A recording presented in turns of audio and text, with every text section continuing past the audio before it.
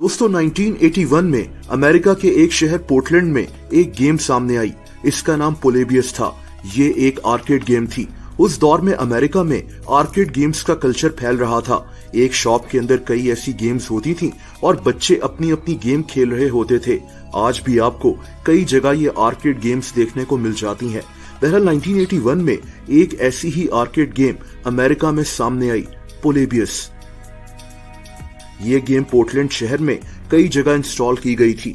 इस गेम के अंदर प्लेयर को अजीब से पैटर्न्स, शेप्स और नंबर्स दिखाए जाते थे जो यहाँ वहां घूम रहे होते थे। इस गेम से इंतहाई अजीब किस्म की साउंड्स भी आ रही होती थीं।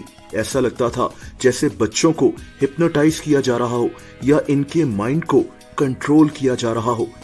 दोस्तों कहते हैं कि बच्चे इस गेम को खेलने के लिए जनूनी होना शुरू हो गए। इतने जनूनी कि बच्चों की लड़ाइयां होना शुरू हो गईं कि कौन ये गेम खेलेगा। इसके साथ साथ एक और अजीब बात हुई, जो भी बच्चा इस गेम को खेलता था उसके सर में दर्द होना शुरू हो जाता, बच्चों को उल्टियां आना शुरू हो जाती और कई बच्चों ने तो इस गेम को खेलकर अपनी जान तक लेने की कोशिश की। ये बच्चे रात को सो नहीं पाते थे, इनको बेचैनी और एंजाइटी होती थी। लेकिन दोस्तों ये कहानी इतनी सिंपल नहीं है। यहाँ से एक कॉन्स्पिरेसी थ्योरी सामने आई।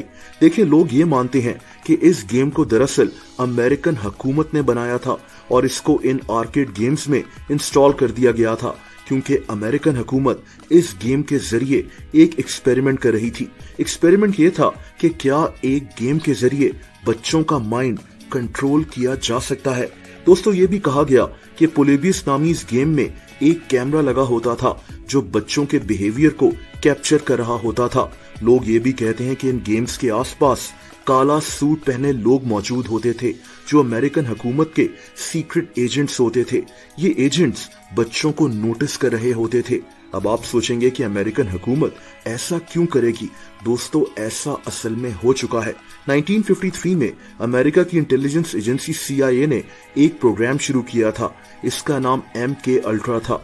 इस प्रोग्राम में इंसानों पर तजुर्बे किए जाते थे, ऐसे एक्सपेरिमेंट्स जिनके जरिए इंसानों का दिमाग कंट्रोल किया जा सके। इलेक्ट्रोशॉक्स, ब्रेन वॉशिंग, हिप्नोसिस और माइंड कंट्रोल करने की ड्रग्स। CIA ने ऐसे कई तरीके इस्तेमाल किए ताकि किसी तरह इंसानी दिमाग को कंट्रोल कर लिया जाए। ये एक्सपेरिमेंट्स ज्यादातर जंगी कैदियों पर किए जाते थे। इस प्रोजेक्ट में कई लोग मारे भी गए और कई लोग पागल भी हो गए। ये प्रोजेक्ट 1973 में बंद कर दिया गया था। तो दोस्तों हो सकता है कि ये जो गेम थी यानी पोलेबियस, ये भी शायद CIA का कोई माइंड प्रोग्राम हो। ये लोग कोई एक्सपेरिमेंट करना चाहते हो। ये गेम बहुत कम अरसे के लिए आर्केड्स के अंदर मौजूद थी और फिर इस गेम को हटा लिया गया। आज आपको कई ऐसी कहानियां सुनने को मिलेंगी कि कैसे इस गेम की वजह से कुछ बच्चों को अगवा कर लिया गया था और ऐसी दूसरी कहानियां। लेकिन इन कहानियों में सच्चाई कितनी है।